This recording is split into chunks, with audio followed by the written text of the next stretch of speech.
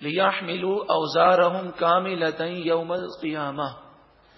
تاکہ یہ قیامت کے دن اپنے گناہوں کے بوجھ کو مکمل اٹھائیں. وَمِنْ أَوْزَارِ الَّذِينَ يُضِلُّونَهُمْ بِغَيْرِ عِلْمٍ، اور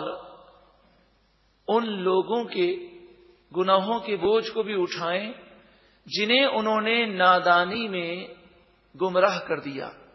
تو ان کی باتوں سے جتنے گمراہ ہوں گے اور اسلام لانے سے وہ ہٹ جائیں گے اور اسلام لانے کا وہ ارادہ ترک کر دیں گے، وہ خود بھی گناہ گار ہوں گے اور ان تمام کا گناہ ان لوگوں کے نامہ اعمال میں لکھا جائے گا جنہوں نے انہیں گمراہی کی دعوت دی. الا ساء ما یزرون، سن لو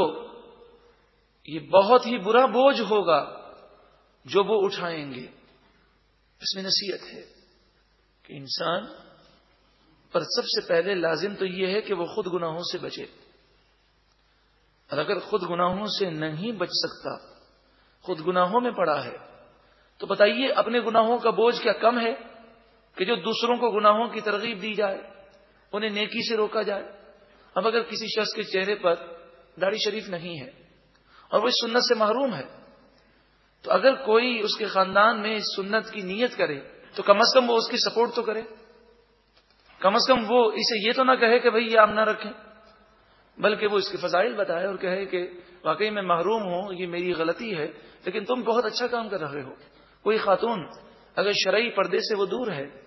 تو کم از کم جو گھر کی خاتون پردہ کر رہی ہے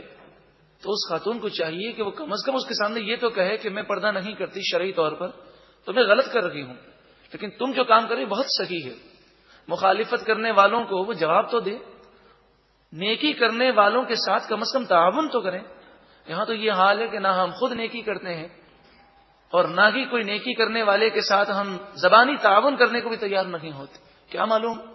ہم کسی نیکی کرنے والے کے ساتھ زبانی تعاون کریں اور اس کی حوصلہ افزائی کریں، ہو سکتا ہے اللہ تعالیٰ کو یہ ادا پسند آ جائے، اسی کے صدقے میں ہم بھی گناہوں سے باز آ جائیں،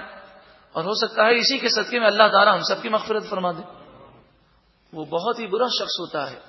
کہ جو خود بھی نیکی نہ کرے اور دوسروں کو نیکی سے روکے. قرآن مجید فرقان حمید نے 10ویں پارے میں ایسے شخص کو منافق قرار دیا.